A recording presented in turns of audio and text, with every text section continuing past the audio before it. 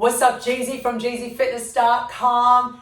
How many of you are working on your actual balance? You don't work on your balance in your training programs. I promise you, as you get older, your balance is going to decline if it hasn't already.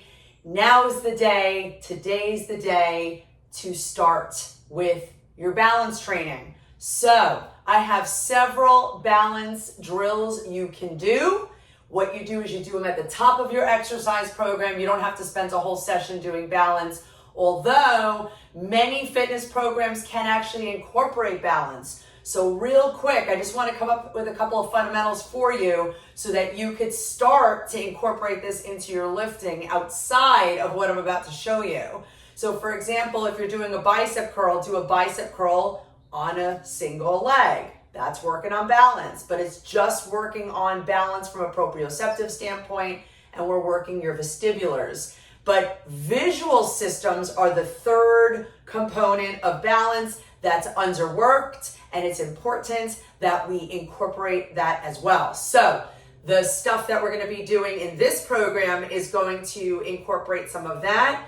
Another thing you can do when you're lifting is a staggered stance versus standing hip distance apart. So staggered stance, if I'm doing a chest press, that's going to add a little bit of balance because I'm staggered versus having my feet directly under my hips.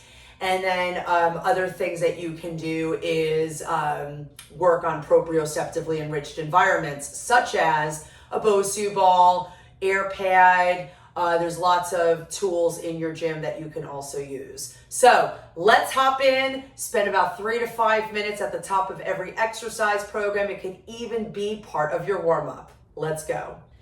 All right, first things first, you're gonna go on a single leg. You're gonna bring your knee to 90 degrees, and we're just gonna have our hands on our hips, and you're gonna close your eyes, stabilize right here statically. Just hold it. If you need to shorten your lever, you just bring your knees slightly lower, but make sure your hips are neutral. That's why I have your hands on your hips. You don't want to hitch your hip up, okay? So stand on a single leg, maybe count to 10, maybe set a timer, something you can hear. You can even put your arms out once you stabilize your hips, and you're really, really working on balance here because your eyes are closed and you're really counting on the strength of that foot-ankle complex. Do the other side, of course. Once you do both sides, you're going to go back to that same side and you're going to have your hands at your hips and you're going to do foot ankle rolls, 3 to the right, 3 to the left. Now this is where you can get a little bit brave. You could take a pad. This is actually one of my boxing pads, okay? And I'm going to stand on this and then stabilize and do that. So that's going to add a little bit more instability in the standing foot, 3 to the right, 3 to the left, and then switch sides. All right, so next I'm going to go onto my pad again, or no pad, depending on where you're at in your journey. You're going to stand, you're going to stabilize first. You're going to bring your arms up into shoulder extension, and then around like a rainbow. Ooh, and then hit that plant. Come all the way up, stabilize, and then mobilize the arms around. You'll do 3, up, and around, and then you could switch arms, or you could just go ahead and invert the direction.